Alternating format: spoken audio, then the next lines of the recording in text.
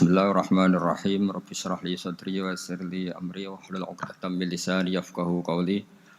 Allahumma shalli wa sallim wa barik ala sayyidina Maulana Muhammadin wa ala alihi wa sahbihi asmin amma ba'du. Sebelum kita cerita Isra Mi'raj dan inspirasi dari Isra Mi'raj, saya akan memberi analogi ya. Analogi ini akan menolong secara ilmu tauhid, ilmu mengesahkan Allah Subhanahu wa taala. Dan ini menjadi pokok ya dalam pengajaran tauhid. Ini mohon maaf kalau terpaksa saya ngaji model dulu lah, model pesantren ya. Tapi tanpa ngurangi rasa hormat, tanpa ngurangi rasa empati, rasa takdim saya. Teman-teman yang saya hormati semua, karena di sini banyak santri-santri muda. Hubungan kita dengan Allah Subhanahu wa taala yang serba kuasa, yang maha kuasa, yang serba bisa. Itu kira-kira seperti ini. Saya ini bawa cincin dari besi mungkin atau dari apa itu? Ya besi lah atau perak. Yang jelas tidak emas ini karena saya cowok. Yang jelas tidak emas. Saya bawa kertas. Kalau Anda saya tanya, kertas ini sama cincin kuat mana? Pasti akan menjawab kuat cincin karena materinya dari besi. Jawaban itu benar, tapi harus ditambahkan secara materi itu kuat cincin ketimbang kertas. Tapi Anda salah, harusnya menjawab ya terserah Gus Bahak karena yang megang itu Gus Bahak. Karena bisa saja saya punya rencana menghancurkan cincin ini, sementara saya punya rencana mengabadikan kertas ini. Kira-kira gitu hubungan manusia dengan Allah Subhanahu wa taala. Jadi hal yang kita kira abadi karena materinya kuat, ternyata Allah punya rencana menghancurkan. Sementara yang kita kira lemah atau rentan atau apalah, ternyata Allah punya rencana mengabadikan. Di sini kemudian istilahnya orang-orang tasawuf, wa tafwidil umur ila mudabbiriha. Kita sebagai manusia menyerahkan urusan pada pengaturnya, pada yang punya.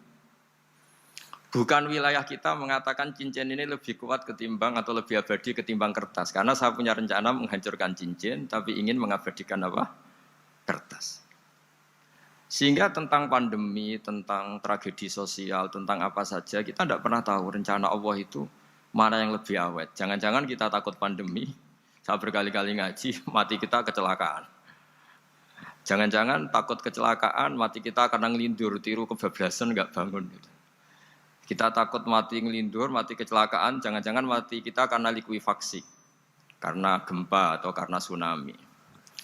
Nah, hal-hal seperti ini yang terus menjadikan kita bilang dan berkeyakinan hasbunallah wa ni'mal wakil. Hanya Allah yang tahu dan semua urusan mencukupi kita hanya Allah. Sehingga sebelum ngaji ini lebih jauh, pastikan bahwa tidak dalam wilayah kita mengatakan bahwa cincin ini lebih abadi, lebih awet ketimbang kertas. Tapi kita harus menjawab secara materi cincin itu lebih awet ketimbang kertas. Tapi secara hakikat ya terserah yang mengendalikan, terserah yang punya, rencananya apa. Nah, di sini pentingnya ngaji. Karena dari ngaji itu kita akan kembali ke ma'rifatullah, ngerti Allah yang sebenarnya. Sebab itu di surat Isra disebut pada akhirnya ngaji itu apa? Subhanalladzi asra bi 'abdihi lailan minal masjidil haram ilal masjidil aqsa alladzi barakna haulahu. Tujuan akhirnya linuriyahu min ayatina. Bahwa Mi'raj itu hanya bagian kecil yang dingertikan kita betapa dahsyatnya kekuasaan Allah Subhanahu wa taala. Betapa tidak terbatasnya kemampuan dan kebisaan dan kudrahnya Allah Subhanahu wa taala. Makanya masih dikatakan min ayatina, itu masih sebagian kecil dari ayat-ayatku kata Allah. Lalu dalam surat Kahfi diterangkan, ketika orang kagum dengan Ashabul Kahfi yang bisa tidur dalam keadaan hidup 309 tahun atau Masehinya 300 tahun, kalau Hijriahnya 309 tahun. Itu mungkin kalau kita ilmuwan, ahli baksil ya, atau ahli apalah, itu mungkin lebih kagum tentang nyamuk. Saya berkali-kali bilang, andaikan kita sepakar-pakarnya, terus disuruh bikin nyamuk itu, nggak usah bikin nyata hidup, bikin patungnya saja. Nyamuk itu sekecil itu, kemudian punya jantung, jantungnya punya urat, Uratnya punya kuman, kumannya juga punya urat. Bayangkan saja sudah tidak bisa. Sehingga ketika orang tak kagum sama Ashabul Kahfi, kata Allah, am hasibta anna ashabal kahfi warraqimi kanu min ayatina ajaba. Apa kamu kagum tentang Ashabul Kahfi dan batu-batu yang dipahat di situ? Bukankah dalam kekuasaan kami ada yang selalu menakjubkan? Artinya, andaikan kita ilmuwan tentang embriologi, tentang hewan, tentang kuman, mungkin cerita tentang nyamuk itu lebih dahsyat ketimbang tidurnya Ashabul Kahfi yang 309 tahun. Karena kemampuan Allah menciptakan nyamuk yang kecil, sangat kecil, super kecil. Kemudian kecil itu ya punya jantung tentu lebih kecil lagi. Belum uratnya jantung itu, belum nyamuk juga di dalamnya menyimpan calon-calon keturunannya. Kayak apa kecilnya lagi? Nah, di sini Allah mengingatkan kita, innallaha la yastahi ayyadriba matsalam ma ba'udatan fama faqaha. Allah tidak pernah malu jika dalam menunjukkan kekuasaannya Allah memberi contoh seekor nyamuk. Karena nyamuk ini andaikan kita, tadi saya ulang lagi, andaikan kita ilmuwan yang nekuni itu, strukturnya bisa melihat, bisa nyari pasangan hidupnya, dan bisa hamil, bisa melahirkan, atau bisa menelur, dan sebagainya, dan sebagainya. Maka kita akan kagum sekagum-kagumnya betapa kita di depan kekuasaan Allah Subhanahu wa taala tidak siapa-siapa dan akhirnya kita ikrar seikrar-ikrarnya asyhadu alla ilaha illallah bahwa tidak ada kekuasaan selain kekuasaan Allah Subhanahu wa taala. Sehingga kembali ke tadi peristiwa Mi'raj yang super dahsyat pun kata Allah masih dikatakan linuriyahu min ayatina. Hanya untuk menunjukkan sebagian dari ayat-ayatku. Bukan mewakili semua ayat-ayat kekuasaan Allah Ta'ala. Tapi sebagian, min itu tab'id sebagian. Lalu sebelum kita jauh belajar, kita sendiri juga, saya sendiri masih belajar. Kehebatan Rasulullah SAW, Nabi akhir zaman, kenapa hebat? Itu diantaranya adalah karena mukjizat tongkat itu pada akhirnya diletakkan di museum. Orang melihat, terus gue gaya-gayanan kuat ke Turki, atau bisa melihat langsung di museum. Dan setelah melihat, kadang-kadang kita ragu, masa tongkat ini betul itu. Kalau setelah misalnya yakin, bisa dipakai lagi enggak ya? Jadi hal-hal yang mengundang pertanyaan sekaligus keraguan. Beda dengan ajaran Rasulullah Muhammad SAW. Ketika Nabi cerita, betapa kekuasaan Allah itu super dahsyat. Buktinya ya nyamuk tadi. Kayak apa susahnya bikin nyamuk? Sudah kecil, punya organ tubuh tentu lebih kecil, punya urat lebih kecil lagi, punya kuman yang lebih kecil lagi, dan kuman itu juga punya organ tubuh lebih kecil lagi. Itu mbok kamu udah usah ke Turki, kamu hidup di kampung, di pedalaman, sudah menyaksikan anallaha ala kulli syai'in qadir, bahwa Allah itu maha kuasa. Nah, ngaji bareng ya, ngaji seperti ini. Saya termasuk kiai yang selalu berkampanye supaya orang ikrar seikrar-ikrarnya bahwa kita ini di tangan Allah Subhanahu wa taala. Lalu saya ulang lagi. Jadi logika itu bisa pakai analogi. Analoginya tadi, salah Anda kalau mengatakan cincin ini lebih kuat ketimbang kertas. Yang benar adalah secara materi ini lebih kuat ketimbang kertas. Tapi soal nanti kekuatannya sampai kapan terserah yang punya. Bisa saja saya punya rencana besok ini saya luluhkan, saya hancurkan. Yang ini saya simpan. Kayak apa dulu dinosaurus itu kuatnya kayak apa? Habis. Ayam yang selemah itu sampai sekarang masih ada. Karena Allah menghendaki dinosaurus diakhiri, sementara ayam tidak. Kayak apa nyamuk itu yang musuhnya orang seluruh dunia. Ditemukan apa, mulai begon apa, tapi sampai sekarang bertahan. Apa kita perlu konsultasi sama nyamuk gimana ini kok bisa bertahan, resepnya apa? Karena Allah menghendaki itu disisakan masih. Nah, kemudian kenapa ada peristiwa Isra Mi'raj? Saya termasuk orang yang sering menulis tentang fikih sholat, tapi nulis saya untuk diri saya sendiri tak pakai ngaji. Tidak saya bukukan, memang saya sengaja karena ribet biasanya penerbit itu. Terus bicara royalti apa, kita kan mulai kecil dilatih ikhlas, jadi kalau komersial itu jadi bingung. Nabi ketika Mi'raj, ini yang jarang dikaji. Sebetulnya kalimat-kalimat dalam sholat, pertama Rasulullah Muhammad SAW ketemu Allah, itu Nabi maju. Maju ini Jibril sebenarnya mau ikut, karena Nabi bilang, ya Jibril jangan tinggalkan saya sendiri. Terus kata malaikat Jibril, sudah makam saya sampai sini, kelas saya sampai sini aja. Enggak, kamu harus nemani saya. Ketika memaksa nemanin, beliau tidak kuat, di beberapa riwayat dijelaskan sampai beliau pingsan, sampai beliau tidak sadar. Akhirnya terus ada ayat wa ma minna illa lahu maqamun ma'lum. Kita punya kelas tertentu yang enggak levelnya sampai sana. Akhirnya Nabi masuk wilayah itu, area itu. Dan Nabi ngendikan at-tahiyatul mubarakatus sholawatut thayyibatulillah. Kira-kira maknanya semua kehormatan, semua kebaikan, semua yang bersembah suci itu milik Allah Ta'ala. Lalu Allah menjawab, Assalamu alayka ayyuhan nabiyyu wa rahmatullahi wa barakatuh. Bahwa kamu Muhammad mendapat salam dari saya, mendapat semua kehormatan, semua keselamatan. Kemudian Nabi itu karena sebagai hamba yang tidak egois, tidak ingin kalau nikmat dirasakan sendiri, tidak ingin kalau sedang senang beliau sendiri yang merasakan, beliau ngendikan Assalamu alayna wa ala ibadillahi sholihin. Ya Allah tolong bahwa status selamat itu tidak hanya milik saya, tapi milik siapa saja yang soleh. Soleh itu ya sesuai kelas masing-masing. Setelah itu para malaikat melihat kebaikan Nabi yang seperti ini, melihat mentalnya atau keinginannya yang luar biasa untuk baik kepada semua orang, wa ala ibadillahi sholihin.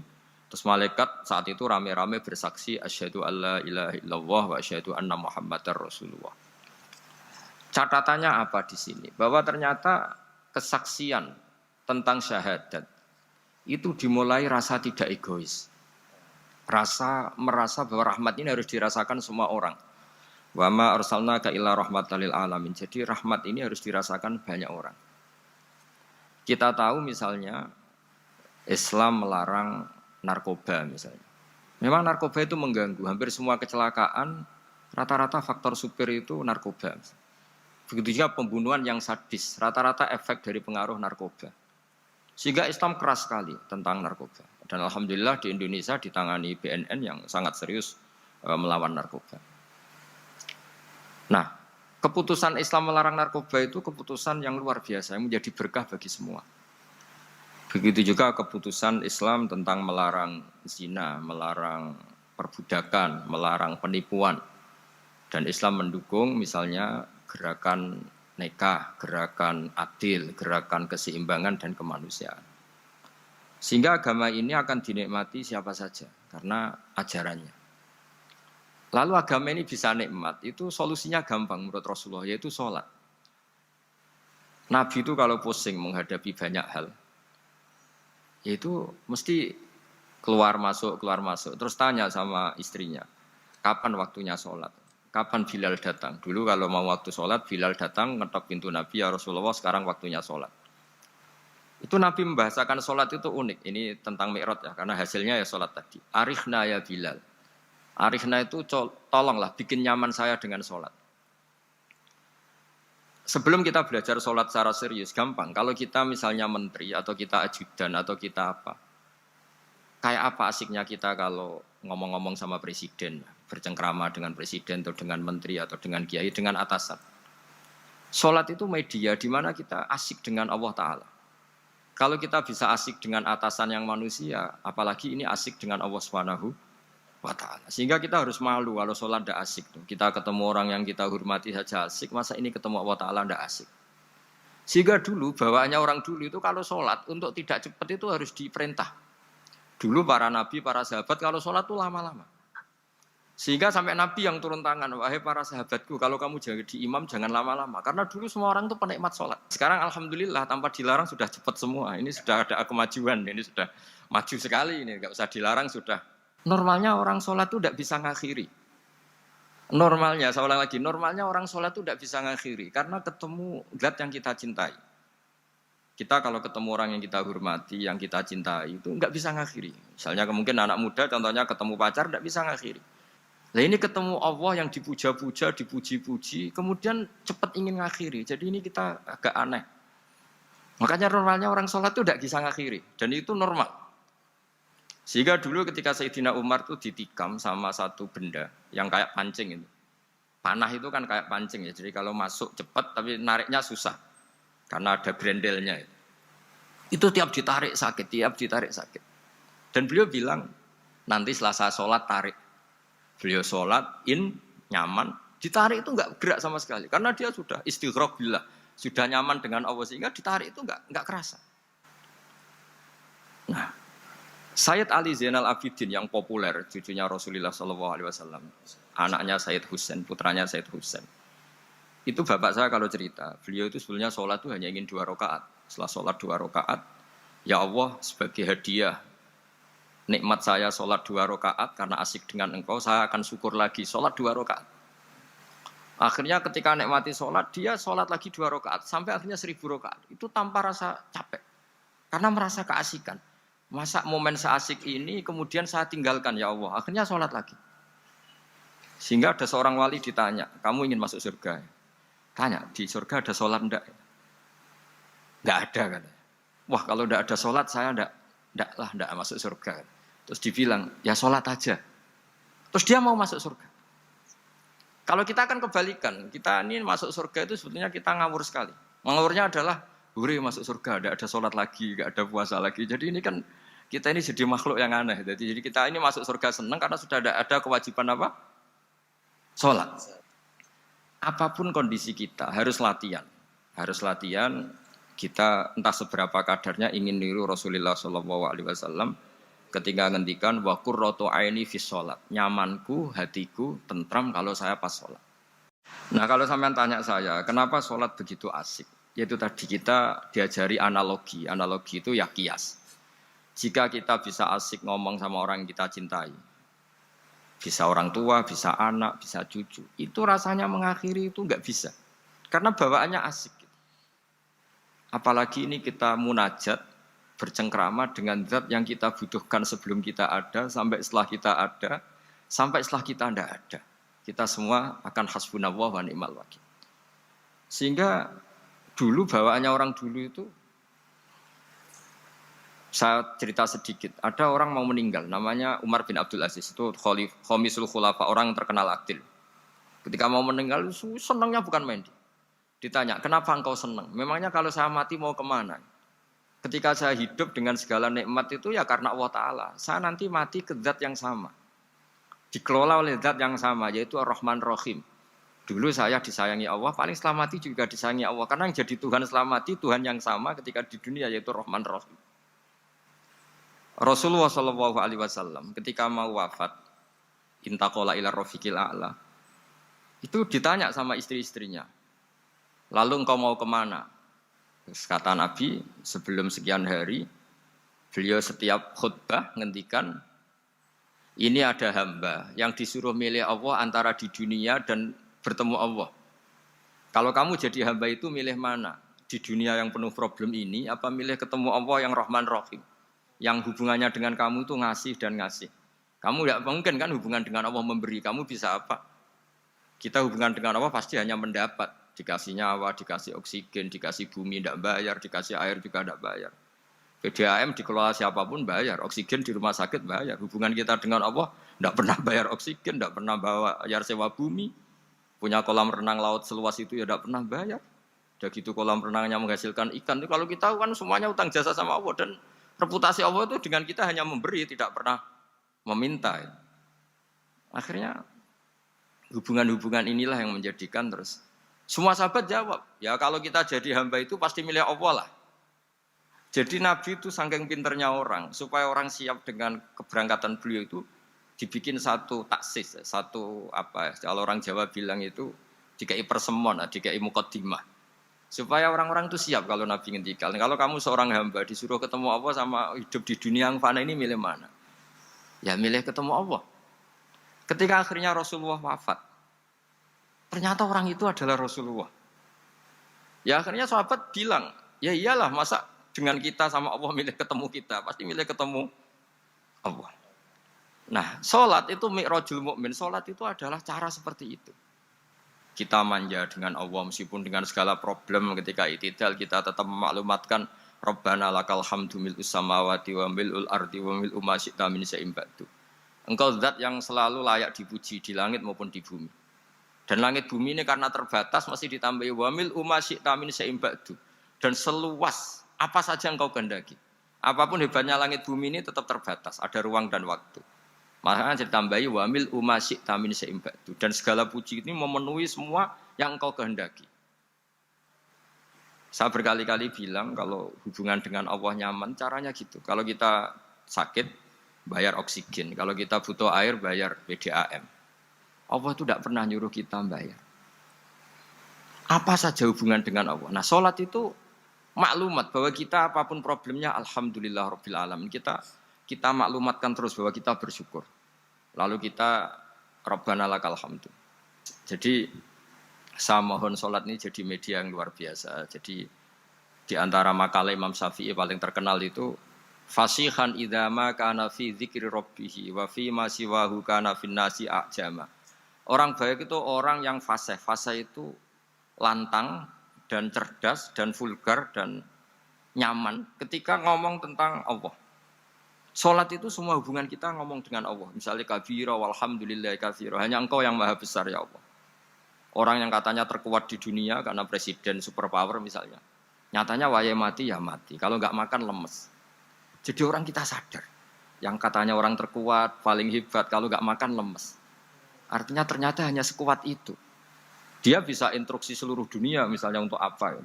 Tapi coba apa dia kuat nggak makan 2 hari. Makanya hikmah puasa itu orang tahu. Ternyata makhluk yang paling mulia itu manusia. Kalau nggak makan nasi 1 piring itu ya mati. Makanya ketika ada orang yang mempertuhankan manusia, itu Allah cara menafikan itu hanya bilang kana yakulanit to'am. Yang kamu tuhankan itu makan. Hanya makan itu kalau dia tidak makan lemes. Makanya Quran kalau mencibir kita, falola in kuntum ghaira madirin tarji'unaha in kuntum shadiqin. Kalau kamu merasa dikjaya, mbok jangan mati, mbok jangan tua. Sudahlah hidup terus. Dikjaya kok mati gak keren. Orang top kok mati itu gak keren. Jadi apa cara gojlek itu? Ya sudahlah, kalau kamu hebat jangan mati katanya. Nah, sholat itu mengingatkan itu terus. Sampai kita bilang inna sholati wa nusuki wa mahyaya wa mamati lillahi rabbil alamin. Gusti, saat ini saya ikrarkan hidupku, matiku semuanya terserah Engkau. Nah, lagi-lagi tadi, ketika kita bilang cincin ini lebih kuat ketimbang kertas, Anda salah. Karena itu hanya secara materi. Kuat tidaknya terserah yang mengendalikan. Karena saya punya rencana menghancurkan cincin ini, besok mau saya lebur, sementara saya mau mengabadikan kertas ini. Nah, disinilah terus kita diajari misalnya di surat Yasin yang populer, Allah itu siapa? Allah itu subhanalladzi biyadihi malakutu kulli syai', yang mengendalikan semua sesuatu. Makanya sholat itu menjadi penting. Saya sendiri termasuk orang yang jarang imami ya, saya selalu jadi makmum. Jadi andaikan Mas Zakaria di sini saya juga makmum. Cuma keren saya kayaknya meskipun saya makmum. Karena saya kalau makmum itu bisa ingat Allah terus. Kalau imam itu enggak jaga image. Karena malu kan. Misalnya di masjid kementerian terus sholatnya kok cepet nanti dikira enggak ustadz betulan itu. Kalau mau lama ternyata banyak urusan jadi banyak berpikir gitu. Tapi alhamdulillah ini barokahnya ngaji terus apa ya? Ya hasilnya mi'raj itu ya sholat itu. Sholat ini spesial karena tadi saya bayangkan itu di surga gak ada sholat itu ya terus wopo itu gak asik kan. Itu kalau Imam Ghazali itu membarter kita itu begini. Kalau kamu bangga di kasrotin nisa pasangan kamu banyak, itu ayam lebih kuat ketimbang Anda karena 1 hari 1 jam bisa berapa kali. Kalau Anda bangga bisa makan itu kerbau itu makannya lebih banyak. Nah, kalau Anda bangga atas pengaruh itu tawon itu, ratu tawon itu pengaruhnya lebih besar ketimbang Anda. Dia diam di rumah tapi anak buahnya loyalnya kayak gitu. Artinya kalau manusia bangga itu apa? Ya dengan sholat tadi. Ini karena satu ibadah yang enggak tertandingi oleh makhluk yang lain. Apalagi dalam sholat itu ada semua gerakan yang mewakili semua ibadahnya malaikat. Malaikat itu ada yang ibadahnya berdiri terus. Ada yang rukuk terus, ada yang sujud terus. Dan sholat itu mewakili semua itu. Juga mewakili sosial, karena setelah sholat kita bilang Assalamualaikum warahmatullahi wabarakatuh. Bahwa keselamatan ada di kanan dan kiri. Saya kira demikian dan mohon maaf. Monggo berdoa bareng-bareng. Al-Fatihah. Bismillahirrahmanirrahim. Alhamdulillahirabbil Ar-Rahman Ar-Rahim Maliki Yaumiddin Ya na'budu wa nasta'inu Shiratal mustaqim Shiratal ladzina an'amta 'alaihim ghairil maghdubi 'alaihim waladdallin amin. Bismillahirrahmanirrahim. Nahmaduka ya wali ya hamid wa shalli wa sallim wa barik ala sayyidina Muhammad wa ala alihi wa barik wa sallam asma'in. Wa shalli ala anbiya'ika rusulika asma'in. Allahumma ij'alna ya wa ahla baldatina aminina mutma'innina alladziina la khaufun 'alaihim wa la hum yahzanun. Waj'alna salimin wa ghanimin mu'afin min kulli bala'id dunyal akhirah. Waj'al ya Allah salamatana salamatan yusla biha kitabukal karim. Wa salamatan ya Allah nazkuruka katsiran fi sholatina wa siyamina ya Allah. Wa taj'alana ya Allah mimman ya'buduka wa mimman yarjuka wa mimman yakhafuk. Allahumma ya ij'al hadhil baldah baldatan thayyibatan mubarakah baldatun thayyibatu wa rabbun ghafur. Bi haqqi tatabi alaika wa na'maika ya Allah. Wa nahnu nasku ilaika ya Allah du'fana ya Allah wa qillata hilatina. Fa'adrikna ya Allah daiman wa fi kulli hal fi alaika wa na'maika. Hatta nakuna ya wa salimin mu'afin min kulli bala'id dunyal akhirah. Rabbana atina fid dunya hasanah fil akhirati hasanah wa qina adzabannar. Sallallahu alaihi wa sallam Muhammad sallallahu alaihi wa sallam. Subhana rabbika rabbil izzati amma yasifun.